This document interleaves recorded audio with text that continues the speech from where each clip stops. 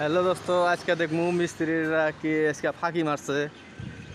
আজকে মিস্ত্রিরা এসে নাই, দেখেন আজকে পুরা ফাঁকা। এই সাইডে একজন আসে নাই।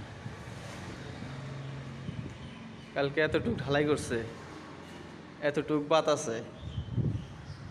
7জন মানুষে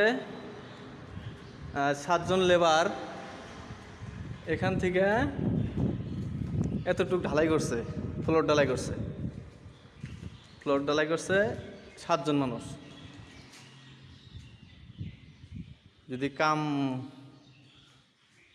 যদি ঠিক মতন হয়ে থাকে তাহলে আপনারা কমেন্টে লিখে দিবেন।